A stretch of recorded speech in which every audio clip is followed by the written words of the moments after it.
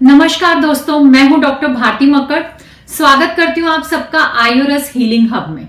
Friends, इस channel के through मैं आपसे हेल्थ से संबंधित या सफेद दाग से संबंधित किसी ना किसी विषय पर चर्चा करती हूं और कोशिश करती हूं कि आपको सफेद दाग ठीक करने में ज्यादा से ज्यादा मदद मिल सके। आज का टॉपिक दिल से जुड़ा हुआ है। दोस्तों, आपने ये तो सुना ही होगा कि शादी जो है वो भगवान की मर्जी से होती है, मगर जब स्किन पर सफेद दाग बन जाएं, चाहे वो सामने देखने में हो या आपको इंटरनली हो, तो भगवान की मर्जी पर भी सवाल उठने लगते हैं। वाकई ही सफेद दाग के साथ कई बार शादी करना बहुत मुश्किल हो जाता है। तो आज के इस वीडियो में हम चर्चा करेंगे सफेद दाग और शादी के बीच चल रही उस जंग की, जिसे कई लोग रोजाना चुपचाप से लड़ रहे हैं। हम बात करेंगे एक ऐसी कहानी की जिसमें दाग तो स्किन पर होते हैं, लेकिन उसकी चोट दिल पर होती है।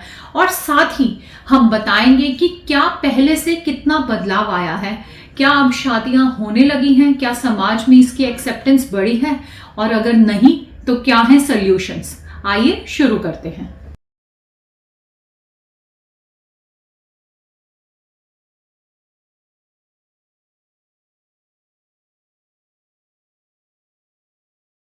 फ्रेंड्स, सबसे पहले यह समझना जरूरी है कि ल्यूकोडर्मा किस तरह की बीमारी नहीं है।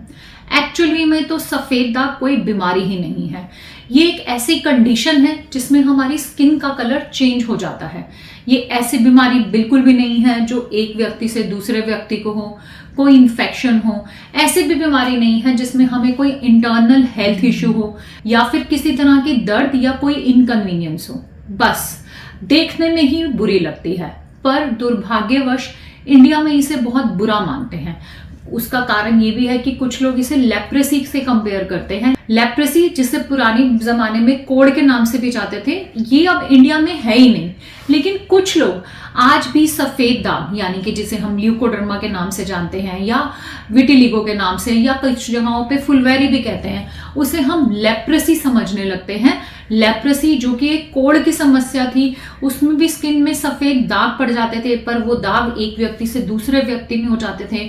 उस जगह पे जहां दाग लगते थे वहां पे सेंसेशन भी चली जाती थी। किसी को छुओ तो कोई एहसास नहीं होता था, गर्म ठंडा का एहसास नहीं होता था। वो वाकई में एक गंभीर बीमारी थी जो अब इंडिया में नहीं है। लेकिन हम आज भी उसी बीमारी को समझकर सफेद दाग या ल्यूकोडर्मा के लोगों को घृणा से देखते हैं या कई बार उनसे दूरी बनाते हैं।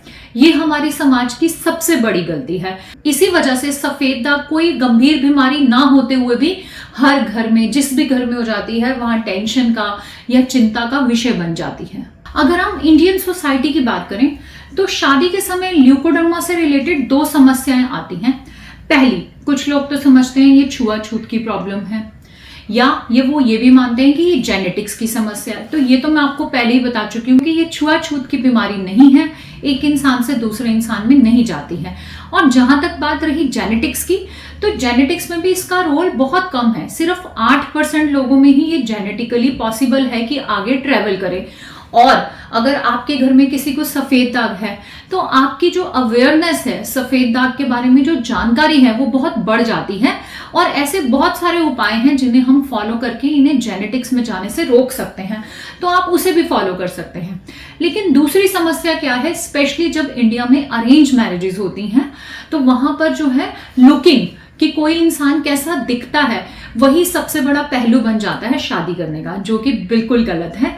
एक्चुअली में हमें शादी करते हुए ब्यूटी जो है वो अंदर से जाननी चाहिए, अंदर से किसी व्यक्ति को समझना चाहिए, ना कि वो दिखने में कैसा है उसके आधार पर शादी करनी चाहिए। लेकिन क्योंकि जो देखना है वो इंस्टेंट हो सकता है, आप किसी को देखेंगे तो कुछ तो अंदाजा लगाएंगे कि ये कितना दिखने में अच्छा है, कितना सुंदर है, कितना नहीं, लेकिन किसी के दिल का अंदाजा आप नहीं लगा सकते हैं। तो इस वजह से अरेंज मैरिजेस में देखना जो है वही सबसे इंपॉर्टेंट हो जाता है।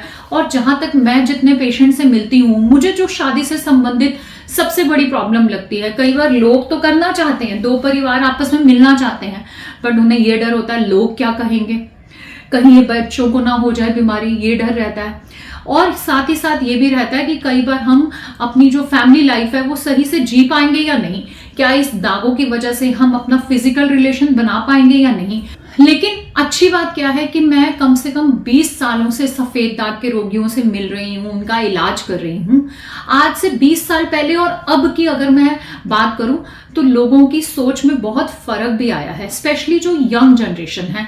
पहले तो शादी करने में बहुत मुश्किल आती थी, लेकिन आजकल जब लव मैरिजेस के केसेस बढ़ गए हैं तो बहुत ज्यादा ऐसा देखा जाता है कि जब आपको किसी से प्यार हो जाता है तो आप उनके दागों को नहीं देखते, आप इस बात को नहीं सोचते कि इनके शरीर पर दाग है। आप उसे समझते हो कि ये जो दाग हैं ये अगर ये किसी प्रकार का नुकसान नहीं पहुंचाते तो आपके जीवन साथी के स्किन पे भले ही दाग हो, लेकिन उसका दिल साफ होना चाहिए, दिल से वो आपकी बातों को समझने वाला होना चाहिए, सपोर्टिव होना चाहिए। तो आजकल ये चेंजेस जो है मैं बहुत फ्रीक्वेंटली देख रही हूँ। बहुत सारे कपल्स मेरे से आकर मिलते हैं और बताते हैं कि हमने शादी की है और हमें दागों से कोई फर्क नहीं पड़ता। तो अब पहले से जो है बदलाव आ रहा है और ये बदलाव बहुत तेजी से बढ़ रहा है, जिसकी मुझे कई बार बहुत खुशी भी होती है। लेकिन हो सकता है आप मेरा वीडियो देख रहे हो और आपको अभी तक वैसा जीवन साथी नहीं मिला हो, तो इसके लिए मैं बताना चाहूंगी कि एक तो आप बहुत जल्दी ना करें जीवन साथी ढूंढने के लिए, इसके लिए आप थोड़ा टाइम दें। दूसरा, मैं पेरेंट्स को भी समझाना चाहूंगी कि बच्चों के ऊपर बहुत शादी के लिए दबाव ना डालें, उन्हें थोड़ा सा टाइम दें ताकि वो बच्चे जहां पर भी काम करते हैं या जहां पर भी पढ़ाई करते हैं वहां आसपास में ही अगर उनका दिल किसी से मिलता है, उन्हें कोई अच्छा लगने लग जाता है, तो अपने आप बात आगे बढ़ती है। और फिर जब बात प्यार की हो जाए तो दाग जो है वो नजरअंदाज हो जाते हैं। आज की यंग जनरेशन की सोच वाकई ही बदल रही है। और तीसरी सबसे इंपॉर्टेंट बात मैं बताना चाहूंगी कि सफेद दाग, अब जमाना बदल चुका है, दाग आसानी से ठीक हो सकते हैं।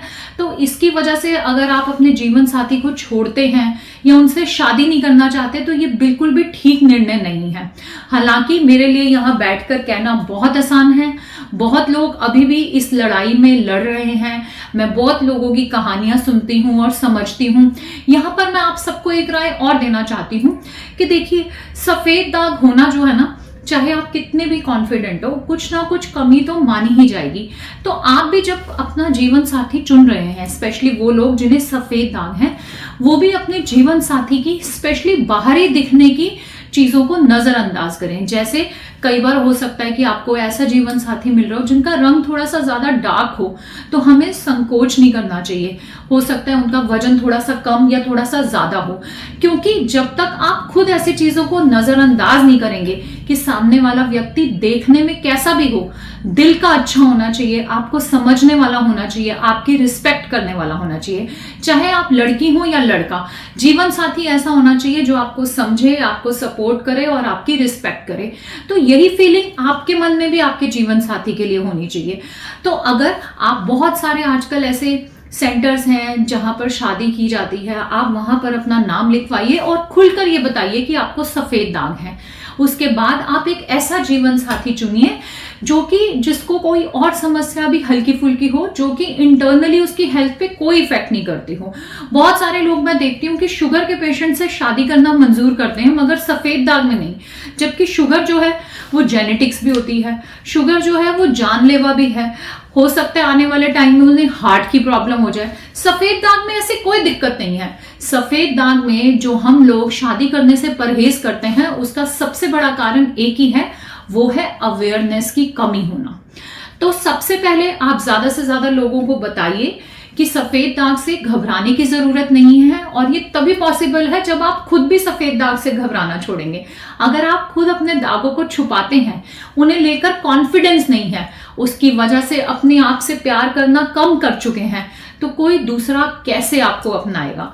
तो आप खुद कॉन्फिडेंस बनिए, अपनी लाइफ में जो करना चाहते हैं उसे अचीव करें, अपने कैरियर में आगे बढ़े, और फिर भगवान भी आपको साथ देगा और आज नहीं तो कल आपको एक कुशल जीवन साथी जरूर मिलेगा। आशा करती हूँ आज का वीडियो देखकर आपको अच्छा लगा। वीडियो अच्छा लगा तो वीडियो को लाइक करें, मेरे चैनल को सब्सक्राइब करें। मिलते हैं अगले वीडियो में एक नए टॉपिक के साथ। तब तक के लिए आयुर्वेद अपनाएं, खुश रहें, स्वस्थ रहें। धन्यवाद।